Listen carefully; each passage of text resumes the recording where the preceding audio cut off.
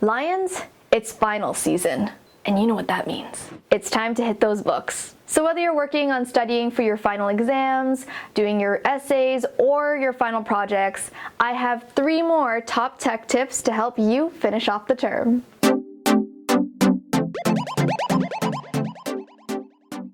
Hey everyone, it's Elise again, and welcome back to another episode of Elise's Tech Tips. Now, as I mentioned before, today I have 3 more of my tech tips that really helped me during my final season, and I think it'll benefit you too. So let's go. Tip 1, LiquidText and MarginNote. In my last video, which I'll link up here, I briefly talked about tablet note-taking and its benefits, and I also mentioned LiquidText as one of my favorite apps to use on my tablet. LiquidText is a handy app not only for marking up PDFs, but also for connecting ideas from different scanned texts together. It's super useful for essay writing, which is why I use it to compile data to create essay outlines before I start writing my essays. MarginNote is very similar and is available on more devices than LiquidText. And of course, for my Android friends out there, there's always different PDF readers and annotators available on the Play Store, so be sure to check that out.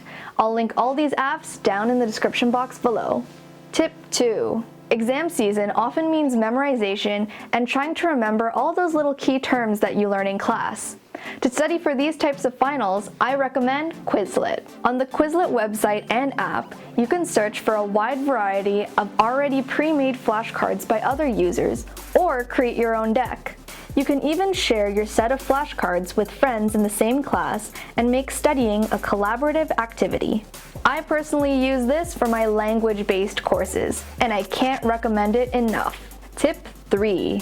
Do you tend to write all your citations manually or by referencing a style guide? That's painstaking and tedious, especially when you're on the last page of your essay and you have a whole bunch of uncited sources that you need to cite. There are many citation sites out there like EasyBib and Citation Machine that allow you to fill out certain portions of a source and will automatically format them in any style you want. While this is a fantastic tool, I will always exercise caution to double check with an online style guide resource to make sure that your citations are perfect before you hand that assignment or essay in. Because technology isn't always perfect. Proper citations are super important and a really common place where students often lose marks because they're not paying proper attention to them. So make sure you get that right. Got any more tech tips for students? If so, let us know in the comments below and we will be sure to try to include them in a new Student Hacks video.